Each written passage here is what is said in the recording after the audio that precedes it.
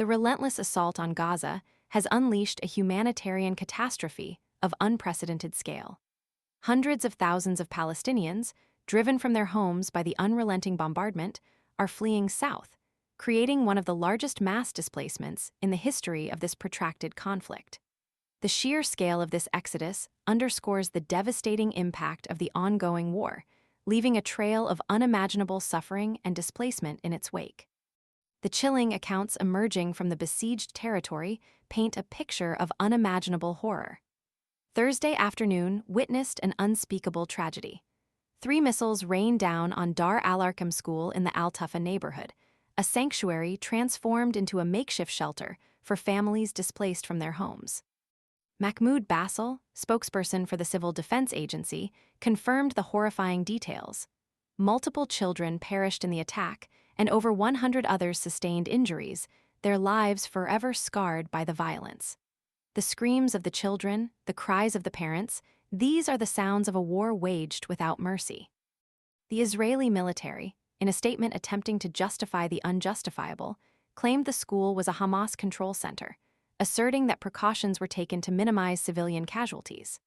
This callous justification rings hollow in the face of the mounting evidence of horrific civilian deaths and the complete disregard for human life. The sheer number of casualties, the targeting of schools, hospitals, and homes, these are not the actions of an army committed to minimizing civilian harm. They are the hallmarks of a brutal, indiscriminate assault. The death toll continues to climb. A dawn airstrike on the Shejaa suburb of Gaza City claimed the lives of another 20 innocent souls. The local health ministry reported a staggering 97 casualties in just 24 hours, a grim testament to the intensity and brutality of the ongoing conflict. This relentless barrage of attacks leaves countless Palestinians injured, displaced, and desperately searching for safety in a world that seems to have abandoned them. The Israeli government's actions extend beyond the bombs and missiles.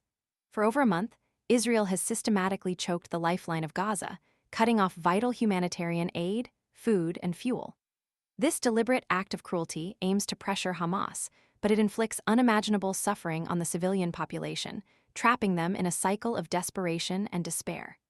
The strategy is a cynical gamble with human lives, a blatant disregard for international humanitarian law. Prime Minister Benjamin Netanyahu's declaration that the army is seizing territory and dividing up Gaza reveals the true intent behind this offensive: a blatant land grab, a redrawing of borders achieved through violence and bloodshed. The creation of a new military zone, ominously referred to as the Morag Route, named after a former Jewish settlement between Rafah and Khan Younis, further underscores this ambition. This new zone will effectively separate these southern cities, mirroring the pattern established by Israel's Netzarim corridor south of Gaza City, a physical manifestation of the ongoing dispossession and fragmentation of Palestinian land. The images emerging from Gaza are harrowing. Families huddled together in shattered homes, children clinging to their parents in fear, the ubiquitous sight of destruction and devastation. The world watches in horror as a generation of Palestinians is scarred by trauma, their futures stolen by the relentless cycle of violence. The sheer scale of the suffering demands an immediate end to the hostilities, a commitment to protecting civilians, and a concerted international effort to provide immediate humanitarian assistance to those in desperate need. The silence of the international community in the face of such atrocities is deafening, a betrayal of the very principles of humanity and justice. The crisis in Gaza is not just a conflict, it's a moral imperative demanding immediate and decisive action. The world must act now, before it is too late. The future of Palestine, the future of humanity, hangs in the balance.